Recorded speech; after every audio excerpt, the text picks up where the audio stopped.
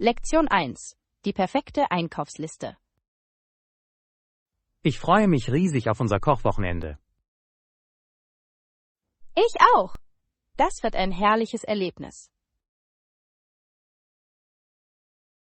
Oh, und viel Wasser auch. Flüssigkeitszufuhr ist wichtig. Ich werde das zu meiner Liste hinzufügen. Hast du irgendwelche speziellen Rezepte im Sinn? Ja, ich dachte daran, eine leckere Gemüsepfanne zuzubereiten. Das klingt wunderbar. Welches Gemüse wirst du einbeziehen? Ich habe vor, Paprika, Brokkoli und Zuckererbsen zu verwenden. Exzellente Auswahl. Diese verleihen dem Gericht lebendige Farben. Was ist mit dir? Was wirst du kochen?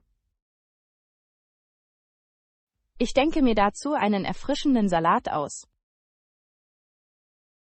Das passt perfekt zur Bratpfanne. Dann brauche ich etwas Salat, Tomaten und Gurken. Tolle Idee. Diese Zutaten machen es knusprig und würzig. Ich werde auch nach etwas Knusprigem suchen, wie Nüssen oder Samen. Ah, eine wunderbare Ergänzung. Sie werden Textur und Nährstoffe hinzufügen. Apropos Ernährung. Sollten wir nach frischen Kräutern suchen? Ja, frisches Basilikum oder Koriander könnten beide Gerichte aufpeppen. Ich werde das aufschreiben. Frische Zutaten machen immer einen Unterschied. In der Tat, das Kochen mit frischen Produkten macht wirklich Spaß. Und es bringt die besten Aromen in unseren Mahlzeiten zum Vorschein. Vergessen wir nicht, nach Gewürzen zu suchen, um unsere Rezepte zu verbessern. Unbedingt. Ein bisschen Würze reicht schon aus. Auf ein lustiges Kochabenteuer. Lektion 2. Die perfekte Reise planen. Ich habe gehört, dass du Hilfe bei deinen Reiseplänen brauchst. Nun, ich plane nächsten Monat eine Reise nach London. Das klingt aufregend. Warst du schon einmal dort? Nein, das wird mein erster Besuch sein. Ich will alles sehen. Ein großartiger Ehrgeiz. Was sind Ihre Attraktionen, die Sie unbedingt gesehen haben müssen? Ich möchte auf jeden Fall das British Museum besuchen. Wunderbare Wahl. Die Artefakte dort sind wirklich faszinierend. Ich freue mich auch darauf, den Tower of London zu sehen. Ah, die Geschichte dort ist faszinierend. Haben Sie über eine Führung nachgedacht? Das ist eine gute Idee. Ich möchte all die interessanten Geschichten lernen. Und wie wäre es, etwas lokales Essen zu probieren? Unbedingt. Ich habe gehört, dass Fish and Chips ein Muss sind. Ja, und vergessen Sie nicht, ein traditionelles englisches Frühstück zu probieren. Ich kann es kaum erwarten. Apropos Essen, was sollte ich sonst noch erkunden? Vielleicht besuchen Sie den Borough Market wegen seiner vielfältigen Angebote. Das klingt herrlich. Ich liebe es, verschiedene Küchen auszuprobieren. Dort finden Sie viele wunderbare Imbissstände. Diese Reise fängt an, immer köstlicher zu klingen. Und haben Sie darüber nachgedacht, wie Sie sich in der Stadt fortbewegen werden? Ich habe natürlich vor, die Tube zu benutzen. Es scheint effizient zu sein. In der Tat. Die U-Bahn ist bequem, um zu verschiedenen Attraktionen zu gelangen.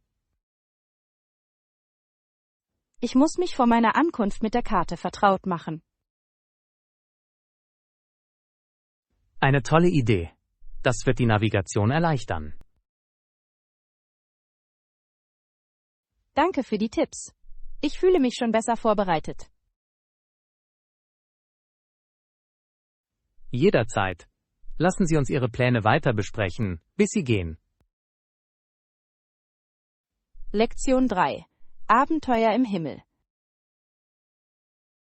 Schau dir den Heißluftballon an, der langsam über den Abgrund driftet. Es ist wunderschön. Ich wünschte, ich könnte das erleben. Stell dir die Aussicht von dort oben vor. Es kann jedoch ziemlich entmutigend sein. Vor allem, wenn man bedenkt, dass es sich über einer bodenlosen Kluft befindet. Genau. Was ist, wenn während des Fluges etwas schiefgelaufen ist? Du meinst, wie ein Leck, das im Ballon entsteht. Genau. Das würde sicherlich für ein gewisses Maß an Aufregung sorgen, nicht wahr?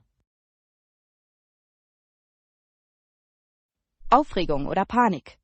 Ich würde spüren, wie mein Herz rast. Ich kann mir vorstellen, dass die Passagiere eine Menge zu erzählen haben. Ja, wir schwebten über einem Abgrund und wären fast gestürzt. Ziemlich dramatische Geschichte. Ich frage mich, wie sie reagieren würden. Wären sie verängstigt oder begeistert? Wahrscheinlich eine Mischung aus beidem. Adrenalin kann sehr belebend sein. Ich kann mir vorstellen, wie sie nervös lachen, während sie sich festhalten. In diesem prekären Moment würden sie definitiv neue Freundschaften schließen. Wir haben das große Ballonleck zusammen überlebt, könnte ihr Motto sein. Es wäre auf jeden Fall eine unvergessliche Art, sich zu verbinden. Ich schätze den Nervenkitzel eines Abenteuers, aber das könnte mir zu viel sein. Stimme zu. Ich bevorzuge es, wenn meine Abenteuer etwas bodenständiger sind. Vielleicht wandern oder eine neue Stadt erkunden? Ja, etwas weniger riskant, aber immer noch berauschend. Und jede Menge Geschichten zum Teilen ohne das Ballondrama. Genau. Auf Abenteuer auf festem Boden. Lektion 4. Skurrile Überzeugungen. Hast du von Susans neuestem Missgeschick gehört? Nein, was ist passiert? Sie braucht einen Pfennig für ihren Schuh. Einen Penny für ihren Schuh? Das klingt seltsam. Nun, sie glaubt, dass es ihr viel Glück bringen wird. Interessant. Ich hatte keine Ahnung, dass sie abergläubisch ist. Das ist sie. Das ist einer ihrer skurrilen Überzeugungen. Ich frage mich, woher diese Idee kommt. Ich glaube, es stammt aus alter Folklore. Faszinierend. Hast du irgendwelche skurrilen Überzeugungen? Nicht besonders, aber ich vermeide es, unter Leitern zu laufen. Das ist ein Klassiker. Es ist ratsam, vorsichtig zu sein. Was ist mit dir? Gibt es irgendwelche Aberglauben, denen du folgst? Ich klopfe immer auf Holz, um Pech zu vermeiden. Eine gute Praxis. Es scheint harmlos genug zu sein. Unbedingt. Außerdem gibt es mir Seelenfrieden. Das kann ich verstehen. Aberglaube kann beruhigend sein. Und sie bringen oft ein bisschen Spaß ins Leben, nicht wahr? Das tun sie auf jeden Fall. Ein bisschen Magie in unseren täglichen Routinen. Ich denke, ich könnte Susan einen Pfennig für viel Glück geben. Eine nachdenkliche Geste. Es könnte ihr auch den Tag versüßen. Ich hoffe, es funktioniert. Sie könnte etwas Glück mit ihrem vollen Terminkalender gebrauchen. Ja, das Leben kann herausfordernd sein. Jeder freut sich über ein bisschen Hilfe. Stimmt. Auf Susan, die ihren Glückspfennig findet.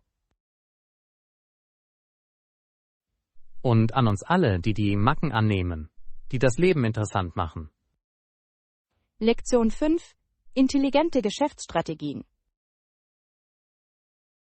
Bei der Planung unseres Geschäfts sollten wir wettbewerbsfähige Preise berücksichtigen. Ich stimme voll und ganz zu. Wir müssen jedoch auch den Mehrwert hervorheben. Genau. Nur niedrige Preise garantieren keinen Erfolg. Richtig. Kunden suchen nach Qualität und Vorteilen, nicht nur nach einem Schnäppchen. Welche Mehrwerte können wir bieten, um uns von der Konkurrenz abzuheben? Vielleicht könnten wir kostenlosen Versand oder personalisierten Kundenservice anbieten. Das sind hervorragende Ideen. Personalisierung kann zu einem treuen Kundenstamm führen.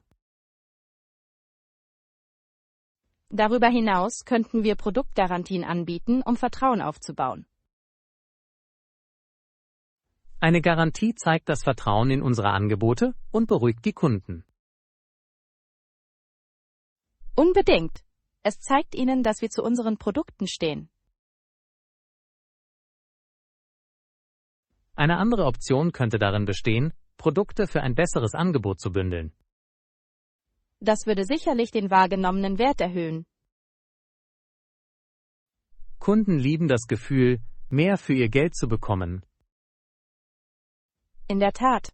Würden Sie auch Treueprogramme in Betracht ziehen? Ja. Die Belohnung von Stammkunden kann das Engagement weiter steigern. Es schafft ein Gemeinschaftsgefühl rund um unsere Marke.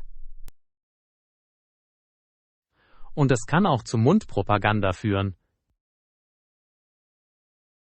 Genau. Zufriedene Kunden werden oft zu unseren besten Werbetreibenden.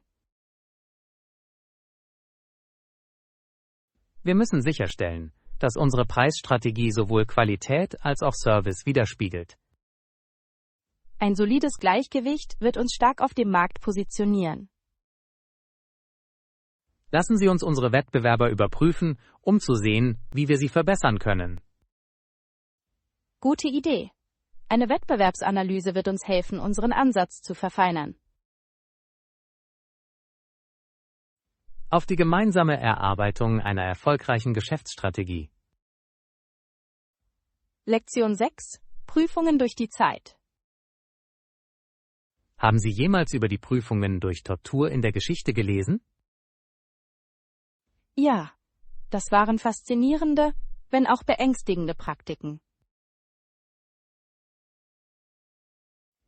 Es gab verschiedene Arten dieser Studien, nicht wahr? In der Tat. Einige waren mit körperlichen Herausforderungen verbunden, wie das Gehen auf heißen Kohlen. Das ist heftig. Kannst du dir die Angst vorstellen, die man gefühlt haben muss? Ich kann es kaum ergründen. Was ist, wenn Sie die Studie nicht bestanden haben? Es stand unglaublich viel auf dem Spiel. Scheitern bedeutete oft schwerwiegende Folgen. Haben Sie wirklich geglaubt, dass diese Prozesse Unschuldige ans Licht bringen würden? Viele Kulturen dachten, dass göttliches Eingreifen die Unschuldigen schützen würde.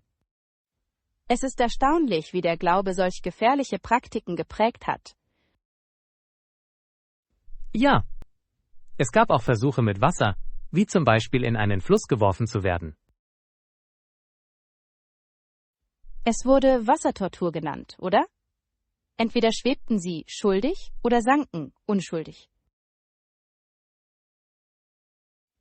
Genau. Eine ziemlich dramatische Art, sein Schicksal zu bestimmen.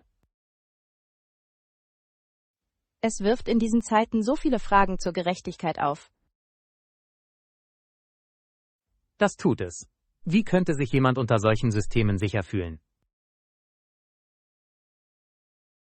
Ich nehme an, es ist eine Erinnerung daran, wie weit wir in Bezug auf Gerechtigkeit gekommen sind.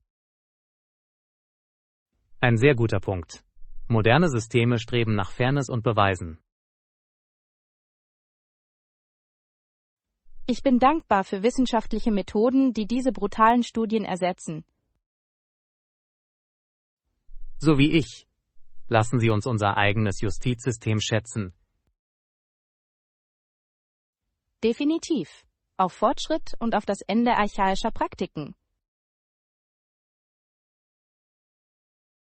Ja, mögen wir aus der Geschichte lernen und sie nicht wiederholen. Lektion 7. Wertvolle Erinnerungen. Ich denke oft über die Zeit nach, die ich alleine mit meinen Eltern verbracht habe. Diese Momente sind wirklich etwas Besonderes. Woran erinnerst du dich am meisten?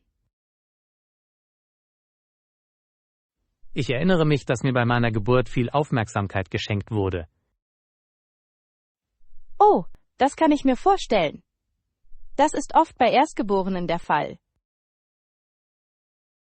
Ja, sie haben viele Fotos von mir gemacht. Hast du dich jemals wie eine Berühmtheit in deinem eigenen Zuhause gefühlt? Manchmal ja. Ich stand immer im Mittelpunkt. Das klingt wunderbar. Ich wette, du hast dich dadurch sehr geliebt gefühlt. Das hat es auf jeden Fall getan. Wie steht's mit dir? Wie war deine Erfahrung? Ich war der Jüngste, also bekamen meine Geschwister die meiste Aufmerksamkeit. Das muss interessant gewesen sein. Hast du oft um ihre Zuneigung gekämpft? Gelegentlich ja. Ich würde Wege finden, in ihre Aktivitäten einbezogen zu werden. Klug. Was hast du getan, um aufzufallen? Ich habe gelernt, Witze zu erzählen und kleine Sketche aufzuführen. Das klingt herrlich. Hat es geklappt, ihre Aufmerksamkeit zu erregen? Unbedingt. Sie haben es geliebt, und ich habe jede Minute genossen. Es ist erstaunlich, wie Geschwister durch Spaß Bindungen aufbauen können. Ja, diese Erinnerungen bleiben für immer bei dir. Lustig, wie unsere Kindheit prägt, wer wir werden, nicht wahr? In der Tat. Ich schätze diese Momente und das Lachen, das wir miteinander geteilt haben. Hier geht es darum, in Erinnerungen an unsere Kindheitsabenteuer zu schwelgen. Lektion 8. Reiseträume. Wohin planst du als nächstes zu reisen? Ich denke darüber nach, Paris zu besuchen. Ah, die Stadt des Lichts. Das klingt absolut bezaubernd. Das tut es, nicht wahr? Ich habe immer davon geträumt, den Eiffelturm zu sehen. Du musst. Es ist ein Wahrzeichen, das man gesehen haben muss. Hast du darüber nachgedacht, wann du gehen sollst? Ich strebe den Frühling an. Das Wetter ist dann normalerweise ziemlich schön. Perfekter Zeitpunkt. Die Blumen werden blühen und zur Schönheit beitragen. Ich kann mir schon vorstellen, vor dem Turm zu picknicken. Das klingt herrlich. Was möchtest du noch sehen, während du dort bist? Ich möchte auf jeden Fall den Louvre besuchen. Ich kann es nicht verpassen, die Mona Lisa zu sehen. Ja. Es ist eines der berühmtesten Gemälde der Welt. Ich möchte auch durch Montmartre schlendern und seinen Charme erkunden. Es ist so eine malerische Gegend. Die Künstler und Cafés schaffen eine wundervolle Atmosphäre. Und vergessen wir nicht, uns Croissants und Macarons zu gönnen. Unbedingt. Sie müssen ein frisch gebackenes Croissant aus einer örtlichen Bäckerei probieren. Das werde ich. Essen ist ein wichtiger Teil des Pariser Erlebnisses. Haben Sie vor Ihrer Reise vor, Französisch zu lernen? Ich hoffe, ein paar grundlegende Sätze aufgreifen zu können. Ein bisschen Mühe reicht schon aus. In der Tat. Die Leute wissen es zu schätzen, wenn man ihre Sprache ausprobiert. Genau. Ich möchte mit Einheimischen in Kontakt treten und gleichzeitig die Kultur genießen. Es klingt, als hätten Sie einen umfassenden Plan. Ich freue mich. Diese Reise wird unvergesslich sein, da bin ich mir sicher. Auf dein bevorstehendes Abenteuer in Paris. Lektion 9: Stimmen der Revolution. Es ist unglaublich, etwas über die feurigen Reden aus der Revolutionszeit zu erfahren. In der Tat. Eine beeindruckende Figur war Patrick Henry aus Virginia. Ja. Er ist berühmt dafür, sich gegen die Tyrannei der britischen Herrschaft auszusprechen. Seine Worte finden auch heute noch Widerhall. Gebt mir Freiheit oder gebt mir den Tod. Unbedingt. Dieser Satz löste bei den Kolonisten Leidenschaft und Entschlossenheit aus. Stellen Sie sich vor, wie mutig es war, aufzustehen und Freiheit zu fordern. Es war gewagt. Seine Rede war ein Wendepunkt in der amerikanischen Geschichte. Es brachte die Menschen zusammen, um für ihre Rechte und Unabhängigkeit zu kämpfen. Was denkst du, hat Henry dazu inspiriert, sich so zu äußern? Ich glaube, es war ein tiefer Sinn für Gerechtigkeit und ein Wunsch nach Freiheit. Seine Überzeugung löste eine Bewegung aus, die eine Nation veränderte. Es ist faszinierend, wie Worte so viele Menschen motivieren können. Ja. Eine einzige Rede kann den Lauf der Geschichte verändern. Ich frage mich, wie seine Kollegen auf seine kühne Aussage reagiert haben. Einige waren vielleicht inspiriert, während andere sich wahrscheinlich bedroht fühlten. Das macht Sinn. Revolutionäre Ideen stoßen oft auf Widerstand. Unbedingt. Aber Mut ist für den Fortschritt unerlässlich. Sein Vermächtnis lehrt uns über die Macht einer starken Stimme. Ein Hoch auf Patrick Henry und den Geist der Freiheit, den er verkörperte. Lektion 10: Individualität annehmen. Weißt du, ich habe darüber nachgedacht, wie einzigartig wir alle sind. Ich stimme voll und ganz zu. Ich bin ich selbst, und ich freue mich, dass ich etwas Besonderes bin. Das ist eine wunderbare Denkweise. Es ist wichtig, unsere Individualität zu feiern. Unbedingt. Jeder hat etwas, das ihn auszeichnet. Ich denke, unsere Unterschiede anzuerkennen, kann sehr ermutigend sein. Ja, es hilft uns zu schätzen, wer wir sind und was wir der Welt bringen. Du bist auch etwas Besonderes, weißt du? Deine Kreativität kommt zum Vorschein. Danke, das bedeutet viel von dir zu hören.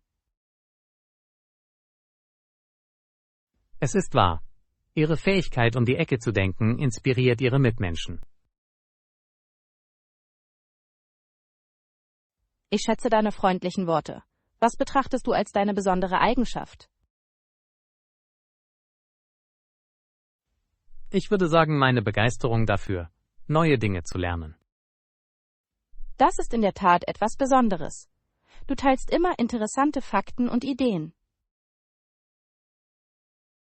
Ich versuche, die Gespräche lebendig zu halten. Was ist mit deiner Leidenschaft für Kunst? Kunst ermöglicht es mir, meine Gefühle und Gedanken kreativ auszudrücken. Es ist auf jeden Fall eine schöne Art, mit anderen in Kontakt zu treten. Und wir alle tragen auf unsere eigene Weise zur Welt bei. Genau, wenn wir uns umarmen, inspirieren wir andere, dasselbe zu tun. Erinnern wir uns immer gegenseitig an unsere Einzigartigkeit. Ja, wir freuen uns darauf, jeden Tag unsere besonderen Eigenschaften zu feiern. Lektion 11. Reisetipps. Ich habe gerade die Gepäckbestimmungen der Fluggesellschaft überprüft. Oh, und was hast du herausgefunden? Ja, Sie können eine große Tasche mitbringen, aber seien Sie darauf vorbereitet, sie ordnungsgemäß aufzubewahren. Das ist gut zu wissen. Was meinen Sie mit richtig lagern? Sie wollen sicherstellen, dass es sicher in die Gepäckfächer passt. Ah, ich verstehe. Es kann ziemlich chaotisch sein, wenn jeder übergroße Taschen mitbringt. Genau. Stell dir den Kampf beim Borden vor. Richtig.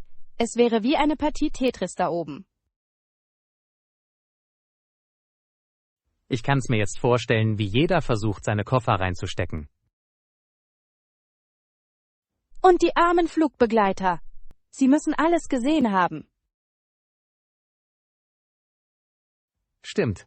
Sie sind wie die Schiedsrichter unserer Gepäckschlachten. Vielleicht sollten wir eine kleinere Tasche anstreben, um den Prozess zu vereinfachen. Eine geniale Idee.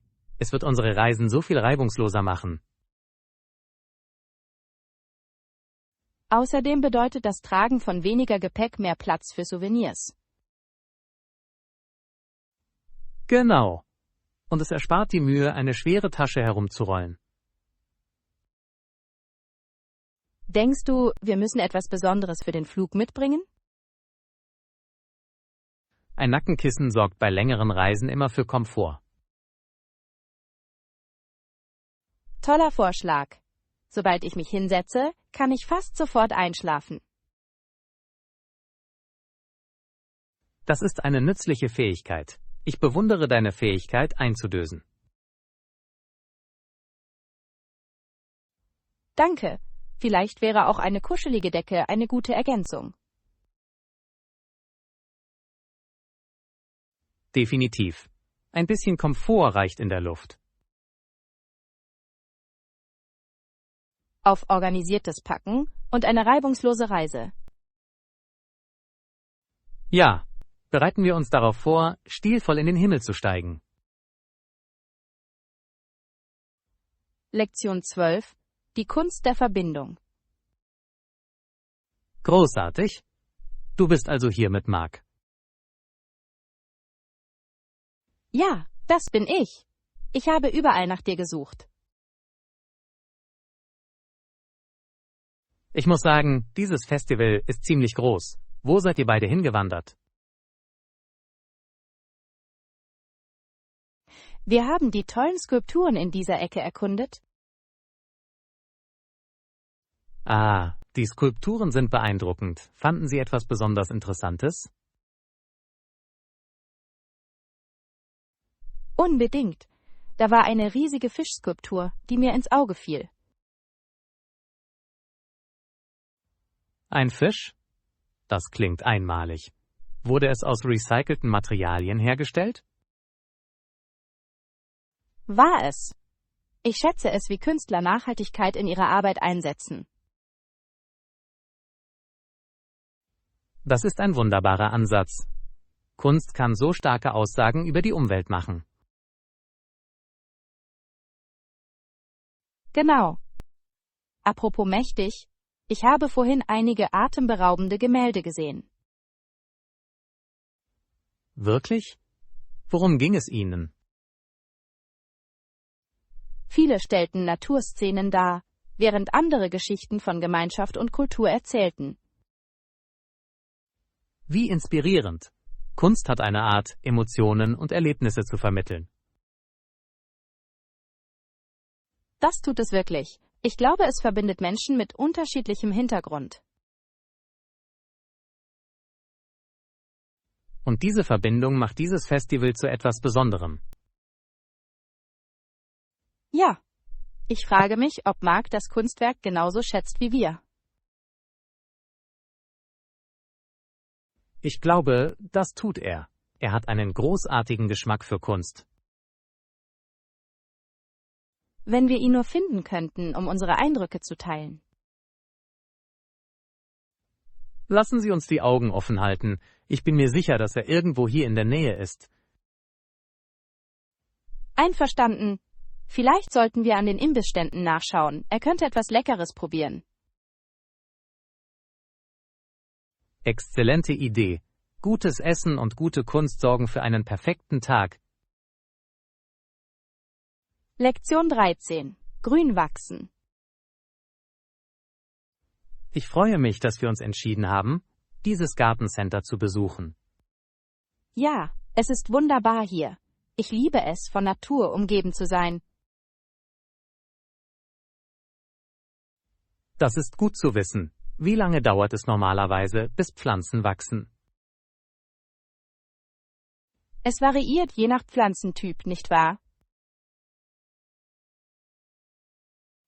Unbedingt.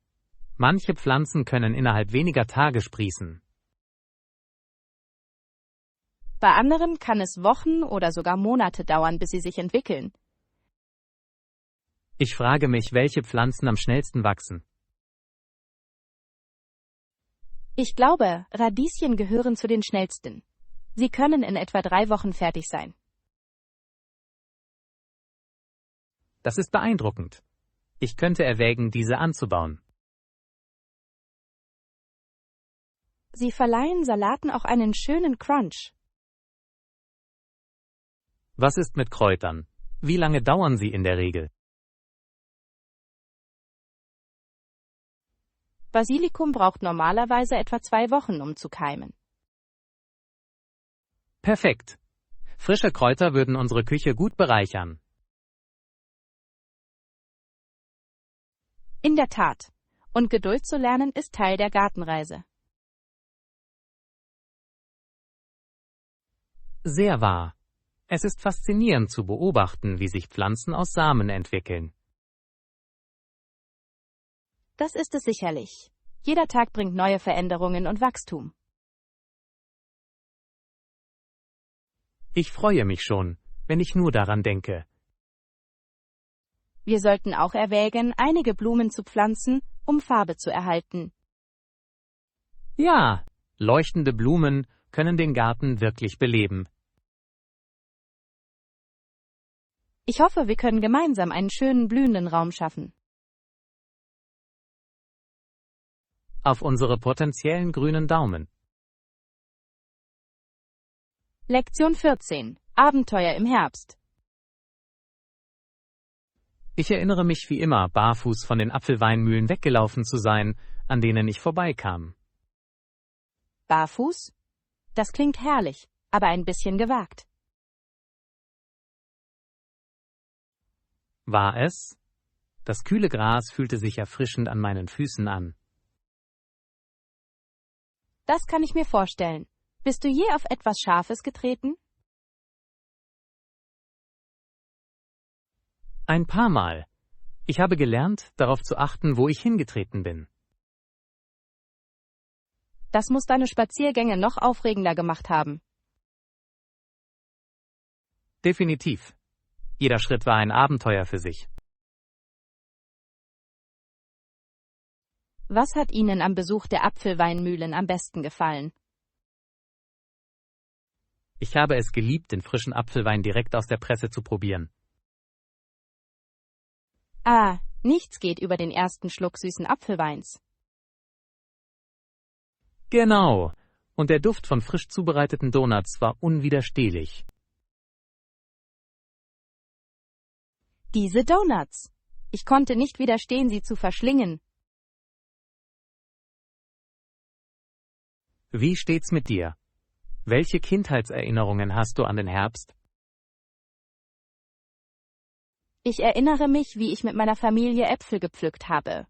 So gute Zeiten. Das klingt lustig. Hattest du eine Lieblingsapfelsorte? Ich habe Honeycrisps geliebt. Sie sind so süß und knusprig. Gute Wahl. Ich mochte die Herbheit von Granny Smith Äpfeln immer. Die sind perfekt zum Backen. Hast du jemals Apfelkuchen gemacht? Oh ja, in meiner Familie gab es Wettbewerbe zum Kuchenbacken. Das klingt urkomisch. Gab es geheime Zutaten? Mein Geheimnis war, eine Prise Zimt für zusätzlichen Geschmack hinzuzufügen. Solide Strategie. Das sollte ich beim nächsten Mal versuchen. Hier geht es darum, in Erinnerungen an unsere Herbstabenteuer zu schwelgen. Lektion 15. Die Macht der Güte. Ich habe kürzlich gesehen, wie jemand zufällig eine freundliche Tat vollbrachte. Oh, wirklich? Das klingt herrlich. Was ist passiert? Eine Frau half einem älteren Mann, seine Einkäufe zu seinem Auto zu tragen. Ich bin sicher, es hat ihr den Tag versüßt. Kleine Gesten können so erhebend sein. In der Tat, es hat mich daran erinnert, wie mächtig Freundlichkeit sein kann. Unbedingt. Diese kleinen Taten haben oft eine größere Wirkung, als uns bewusst ist. Ja, sie können jemanden den ganzen Tag auf den Kopf stellen. Das habe ich selbst erlebt. Es ist erstaunlich, wie ein nettes Wort ihre Stimmung heben kann. Erinnerst du dich an das letzte Mal, als jemand nett zu dir war? Ja. Ein Fremder hat einmal meinen Kaffee bezahlt, als ich mich schlecht fühlte. Das ist herzerwärmend. Das zeigt, dass Freundlichkeit keine Grenzen kennt. Genau. Es ermutigt uns, Positivität zu verbreiten. Ich denke, es inspiriert andere, es weiterzugeben. Ganz gewiss. Freundlichkeit kann in unseren Gemeinden einen Dominoeffekt haben. Ich möchte mehr zufällige freundliche Handlungen in mein tägliches Leben integrieren. Das ist ein wunderbares Ziel. Selbst kleine Gesten können einen Unterschied machen. Zum Beispiel jemandem eine fröhliche Notiz zu hinterlassen oder einem Nachbarn zu helfen. Ja, es kann so einfach sein, wie ein Lächeln anzubieten.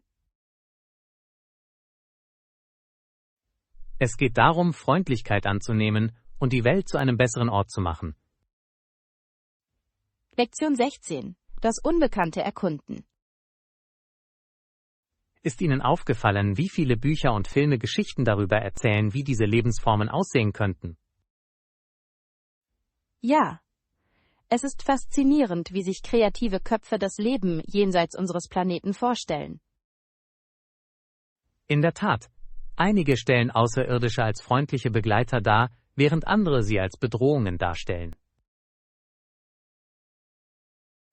Ich frage mich, was diese unterschiedlichen Perspektiven beeinflusst. Vielleicht spiegelt es unsere Hoffnungen und Ängste in Bezug auf das Unbekannte wider. Das macht Sinn. Wir fürchten uns oft vor dem, was wir nicht verstehen. Genau. Aber es gibt auch optimistische Geschichten, wie die in E.T. und Contact. Beide sind wunderbar. Sie zeigen das Potenzial für Freundschaft und Kommunikation.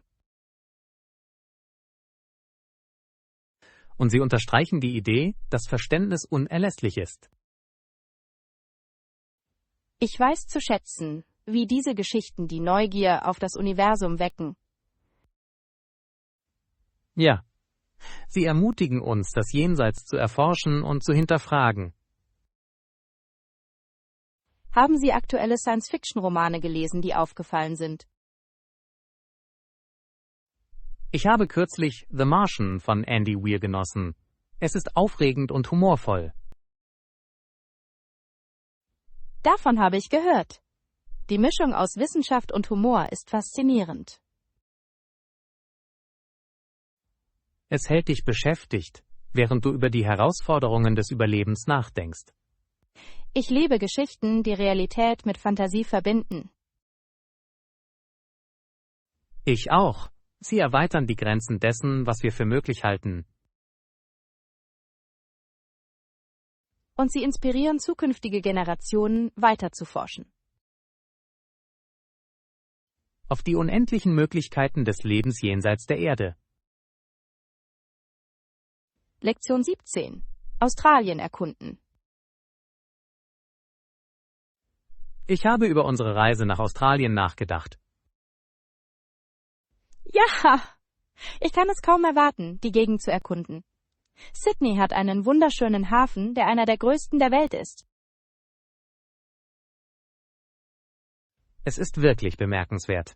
Der Blick vom Hafen auf das Opernhaus von Sydney ist ikonisch. Ich habe immer davon geträumt, es persönlich zu sehen. Du wirst es lieben. Die Atmosphäre am Wasser ist lebendig und lebendig. Apropos schöne Orte. Was ist mit Melbourne? Melbourne hat viele schöne Parks und Gärten. Ich habe gehört, dass die Royal Botanic Gardens atemberaubend sind. Sie sind ein perfekter Ort für einen gemütlichen Spaziergang oder ein herrliches Picknick. Das klingt wunderbar. Ich kann es kaum erwarten, Fotos von den üppigen Landschaften zu machen. Sie werden viele hervorragende Aufnahmen machen. Die Parks haben tolle Blumenausstellungen. Vielleicht bringe ich sogar ein paar Bilder mit, um sie zu Hause einzurahmen.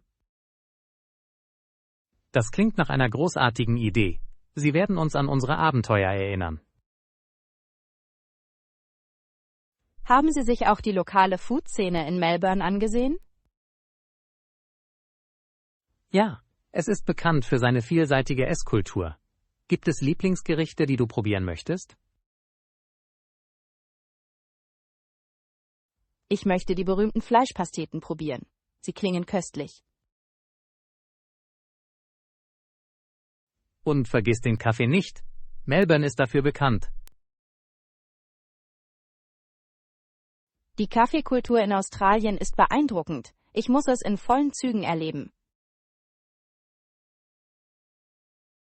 Wir sollten lokale Cafés besuchen, um die Atmosphäre wirklich zu genießen.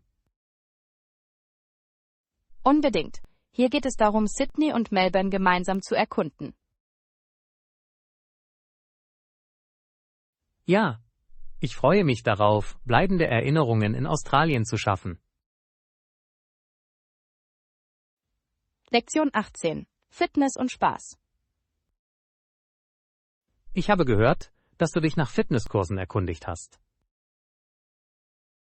Ja, ich bin daran interessiert, eine gute Trainingsroutine zu finden.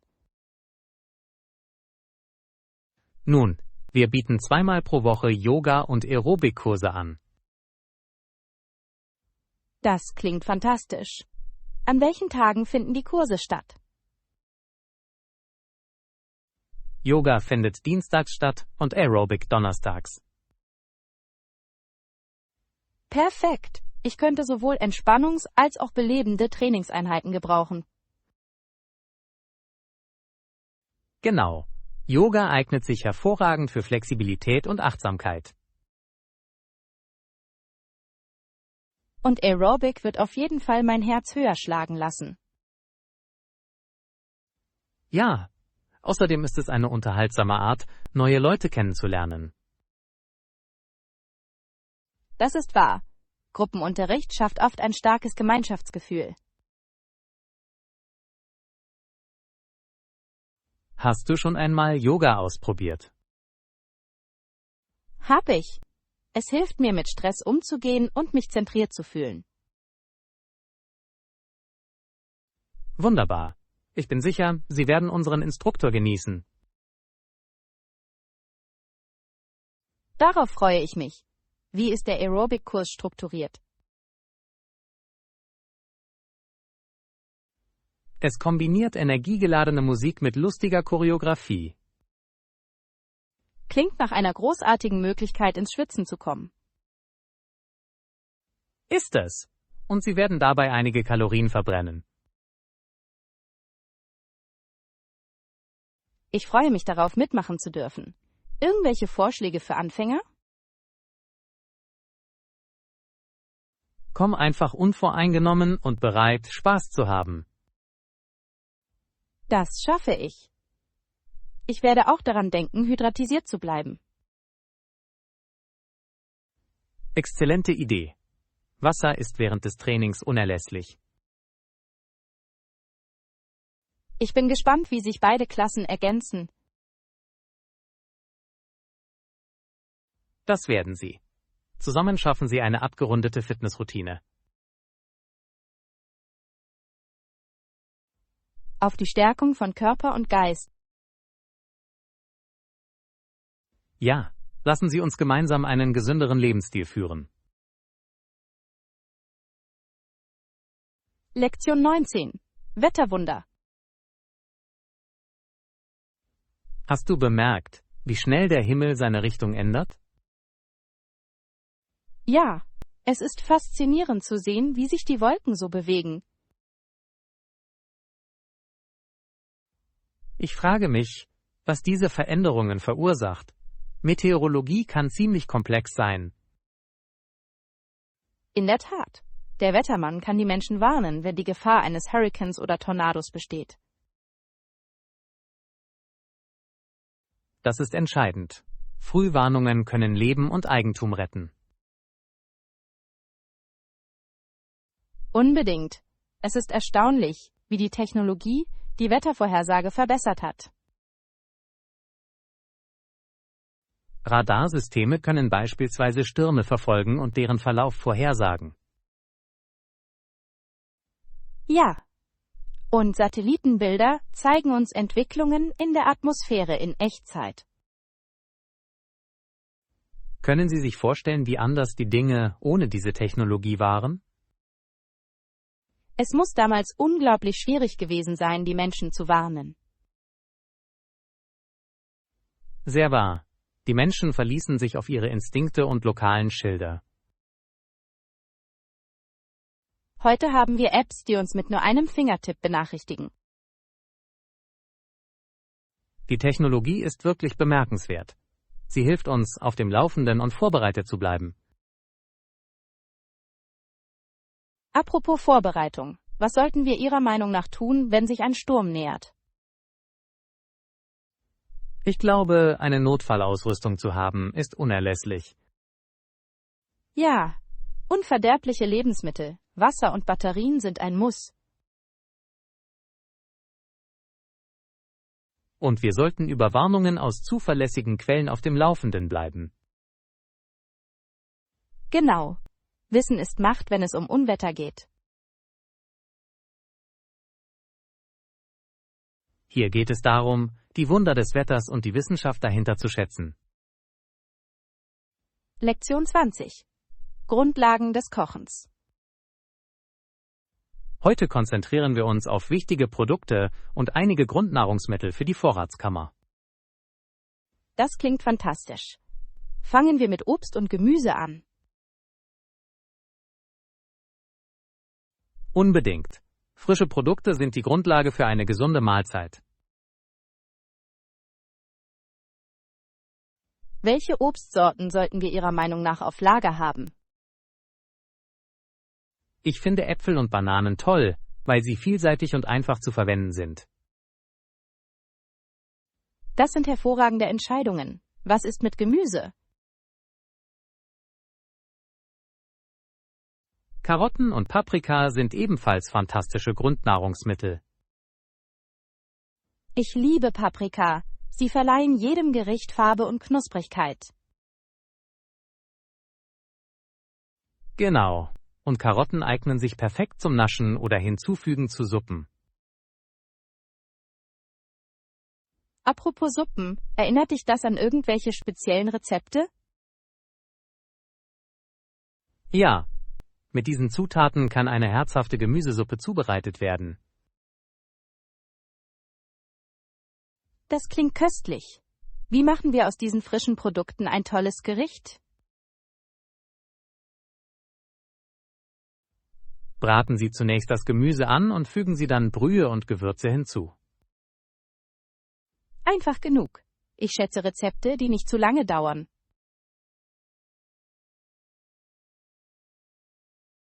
Einverstanden. Schnelle Mahlzeiten können immer noch nahrhaft und schmackhaft sein. Was ist mit Vorratsklammern? Was sollten wir auf Lager haben? Olivenöl, Reis und Bohnenkonserven sind unverzichtbar. Die sind perfekt. Sie lassen sich leicht in viele Mahlzeiten integrieren. Außerdem können sie uns helfen, in kürzester Zeit eine Mahlzeit zuzubereiten. Ich liebe effizientes Kochen. Sollen wir auch Kräuter und Gewürze einbeziehen? Unbedingt. Getrocknete Kräuter wie Oregano und Basilikum können den Geschmack stark verbessern. Das wird zu einem fantastischen Plan für unser Kochabenteuer. Hier geht es darum, unseren Körper mit frischen Zutaten zu nähren. Lektion 21. Verantwortlichkeiten verwalten. Hey, hast du diesen Monat deine Rechnungen bezahlt? Ja, ich habe es erst gestern beendet. Das ist großartig. Ich fühle mich immer erleichtert, wenn das erledigt ist. Unbedingt. Es ist befriedigend, es von der Liste abzuhaken. Wie behalten Sie den Überblick über all Ihre Ausgaben? Ich verwende eine Budgetierungs-App. Sie sorgt dafür, dass alles organisiert und einfach zu verwalten ist. Das klingt praktisch. Das muss ich vielleicht versuchen. Es ist sehr hilfreich. Sie können auch Erinnerungen für jede Rechnung einrichten. Das würde mich definitiv auf Kurs halten. Ich vergesse oft die Fälligkeitstermine. Das passiert den Besten von uns. Welche Methode verwenden Sie normalerweise? Normalerweise verlasse ich mich auf Haftnotizen auf meinem Schreibtisch. Ein klassischer Ansatz. Aber es ist vielleicht nicht das Effektivste. Du hast recht. Manchmal übersehe ich die Notizen völlig. Haben Sie schon einmal automatische Zahlungen ausprobiert? Noch nicht. Ich zögere ein bisschen. Verständlich. Automatische Zahlungen erfordern Vertrauen in das System. Stimmt. Aber es könnte die Dinge vereinfachen und die Wahrscheinlichkeit verspäteter Gebühren verringern. Genau. Außerdem können Sie Ihre Kontoauszüge jederzeit regelmäßig überprüfen. Das klingt nach einem guten Kompromiss. Ich könnte es versuchen. Stellen Sie einfach sicher, dass Sie jeden Monat genug Geld auf Ihrem Konto haben. Ja, das ist wichtig, um unerwartete Überraschungen zu vermeiden. Auf ein effizienteres Rechnungsmanagement. Ja, mögen wir beide unsere monatlichen Pflichten erfüllen. Lektion 22. Problemlösungsstrategien. Ich glaube, es ist wichtig, die Schüler zu ermutigen, über Lösungen für ihre Probleme nachzudenken. Unbedingt. Sie zum Brainstorming zu befähigen, kann die Kreativität fördern. Ja. Ich schlage oft vor, dass sie ihre Ideen aufschreiben, egal wie klein sie sind. Das ist ein kluger Ansatz. Schreiben kann Ihre Gedanken klarstellen. Aber was ist, wenn sie bei ihrem Problemlösungsprozess Fehler machen? Fehler sind ein natürlicher Teil des Lernens. Sie sollten sie als Chancen betrachten. Genau. Jeder Fehler kann eine wertvolle Lektion sein. Manchmal entstehen die besten Entdeckungen aus Fehlern, nicht wahr? In der Tat. Es ist von entscheidender Bedeutung, eine positive Einstellung gegenüber Fehlern zu fördern. Ich erinnere die Schüler oft daran, dass selbst große Erfinder gescheitert sind. Genial. Berühmte Persönlichkeiten wie Thomas Edison sagten, ich habe nicht versagt, ich habe gerade 10.000 Wege gefunden, die nicht funktionieren werden. Das veranschaulicht perfekt die Kraft der Beharrlichkeit.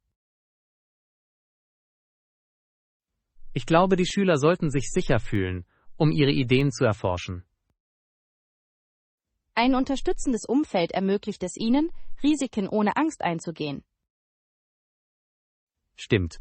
Sie können lernen zu analysieren, was funktioniert hat und was nicht. Es stärkt ihre Fähigkeiten zum kritischen Denken.